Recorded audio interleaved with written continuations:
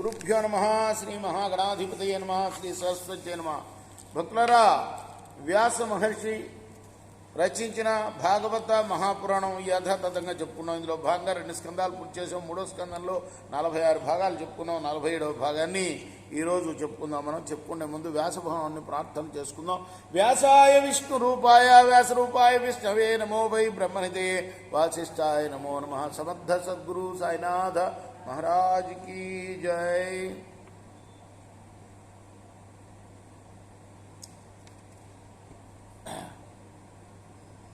జయ విజయులు దితి యొక్క గర్భంలో ప్రవేశించడం, ఆమె ప్రసవించడం జరిగింది. అక్కడ వరకు చెప్పుకున్నాం.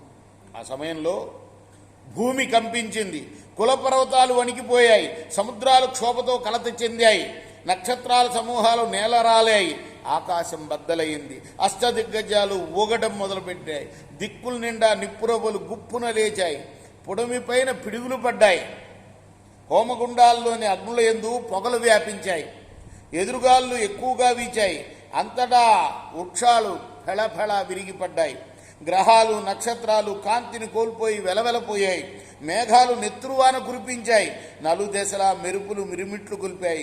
గ్రహణ సమయం కాకుండానే రాహు సూర్యుణ్ణి కప్పేశాడు. కారు చీకట్లు అంతటా వ్యాపించాయి, కుక్కలు మోరలెత్తి ఎక్కువగా మురిగాయి, పట్టపగలే నక్కలు కూశాయి, పక్షులు దీనంగా ధ్వనులు చేశాయి, కళ్లల్లో బాష్ప బిందువులు జాలువారగా దేవతా విగ్రహాలు కూడా దేవాలయాల్లో నేలకు ఒరిగాయి. పాడి ఆవులు బెదిరిపోతూ తమ పొదుగుల నుండి నెత్తురు పాలు పిదికాయి. ఎందుకు? వీళ్ళు ఈ లోకకంటకులు జన్మించారు కదా, పుట్టగానే ఈ దుశ్శకునాలన్నీ కనపడుతున్నాయన్నమాట భూమి మీద.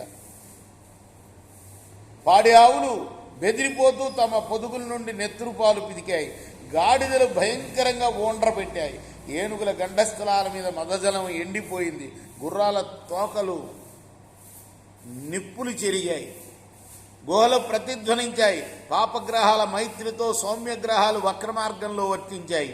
సహింపశక్యంగాని తేజస్సు గల దితికుమారులు జన్మించిన సమయంలో ఈ విధమైన మహోత్పాదాలు సంభవించాయి. ఓ విదురా, విభుత వరుడవైన విదురా, వింటున్నావు కదా? మైత్రేయ విదుర సంవాదం మనం చెప్పుకున్నాం కదా.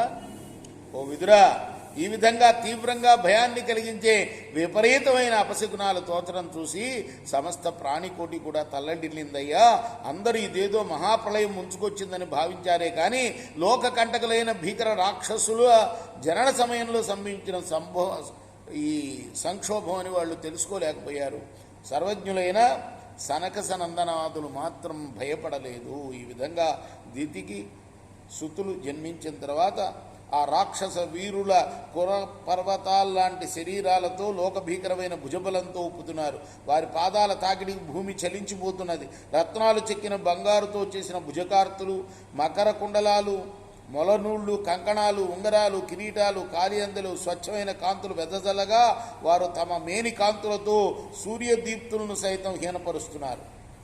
ఇలా ఉన్న సమయంలో కశ్యప ప్రజాపతి తన కుమారుల్ని చూడదలిచిన వాడై దిత్య సౌధానికి విచ్చేశాడు. కుమారుల్ని సందర్శించి వారికి పేర్లు పెట్టాలి అనుకున్నాడు. మొదట పుట్టినవాడికి హిరణ్యకశిపుడని, రెండవ వానికి హిరణ్యాక్షుడని నామకరణం చేశాడు.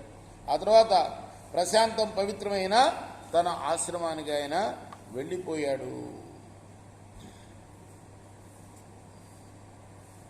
అప్పుడు సాటి లేని తేజస్సుతో విరాజిల్లుతున్న హిరణ్యకశిపుడు బ్రహ్మదేవుడి వల్ల వరాలు పొందిన గర్వంతో వారింపరాని వైరివీరుల ఉక్కడగించడంలో చెక్కు చెదరనే ఆ వక్ర పరాక్రమ టోపంతో సమస్త లోకపాలకుల్ని జయించి వారిని అందరినీ తన వశం చేసుకుని ఇక తనకు ఎక్కడా మృత్యుభూతి లేదనే అత్యంత విశ్వాసంతో తృప్తి పొందిన మనస్సు గలవాడై సంతోషంగా సుఖంగా ఉన్నాడు. పుట్టడమైంది, పేర్లు పెట్టడమైంది, పెరగటమైంది, దిక్పాలకుల్ని జయించడమైంది, హాయిగా సంతోషంగా ఉన్నాడు. ఇక వాడి సోదరుడున్నాడే హిరణ్యాక్షుడు ప్రతిరోజు కూడాను మదపు టేనుగు తొండం వంటి తన భుజాదండం మీద ప్రచండ గదాదండాన్ని ధరించి కథన రంగంలో తనకు ఎదురు నిలవగలిగిన శత్రువీరుడు ఎక్కడా కనిపించగా భూలోకమంతా గాలించి గాలించి చివరకు స్వర్గంపై దండెత్తి అక్కడ సమర విముఖులైన అమరవీరులను చూచి బ్రహ్మదేవుని వరప్రభావంగా భావించి హితులు పొంగిపోయేటట్లు విరోధులు కుంగిపోయేటట్లు వక్షాన ధరించిన వైజయంతిమాల మిక్కిలి అందంతో వెలుగుతుండగా కాలిపై గండపెండేరాలు గల్లు గల్లున మోగుతుండగా చిక్కని దేహకాంతులు నలుదిక్కల పిక్కటిలాగా నడిచి వస్తూ ఉన్న హిరణ్యాక్షుణ్ణి చూసి దేవతల గుండెలు జారి గరుత్మంతుణ్ణి చూసి పరుగులు తీసే పాముల్లాగా పలాయనం చిత్తగించారు. ఇళ్ళు వాకిళ్ళు జిల్లేళ్లకు ఉమ్మెత్తలకు అప్పజెప్పి దిక్కుతోచగా ఎక్కడెక్కడికో వెళ్ళిపోయి తలదాచుకున్నారు. ఎవరు? దేవతలు. అలా వాళ్ళని చూసి పిరికి పందులని సింహగర్జన చేసి హిరణ్యాక్షుడు గర్వాతిశయంతో విజృంభించి సముద్రంలో ప్రవేశించాడు. ఈ విధంగా సముద్రంలో ప్రవేశించగా వరుణదేవుని సైనికులు ఆ రాక్షసరాజు హిరణ్యాక్షుని తేజాన్ని తేరిపార చూడలేక పౌరుషం కోల్పోయి సాగర మధ్య భాగంలో ఎక్కడో నక్కి దాక్కుని ఉండిపోయారు. దేవతలకు విరోధి అయిన హిరణ్యాక్షుడు తన నిట్టూర్పుల వల్ల పుట్టినట్టు సముద్రంలో లేచే తరంగాల అల్లకల్లోలాన్ని సాటిలేని మగటమితో తన చేతి గదాదండం ద్వారా అతి దృఢమైన శక్తితో అణిచివేశాడు. అంతేకాదు ఆ మహాసముద్ర మధ్య భాగంలో హిరణ్యాక్షుడు అనేక సంవత్సరాలు శత్రు సైన్యాల్ని చీల్చి చెండాడే ఉత్కంఠతో వీరోచితంగా విహరించాడు. ఆ తర్వాత సముద్రాధిపతి అయిన వరుణుడు పరిపాలించే గొప్పదైన విభావరీ నగరానికి వెళ్ళి అక్కడ నిండు కొలువులో ఉన్న వరుణుణ్ణి ఇంకా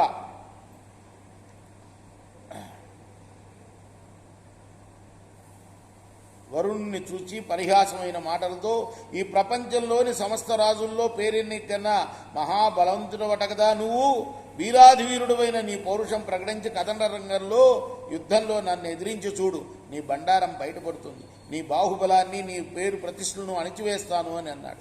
హిరణ్యాక్షుని మాటలు విని సముద్రరాజు అయిన వరుణుడు తన బలాన్ని విరోధి బలాన్ని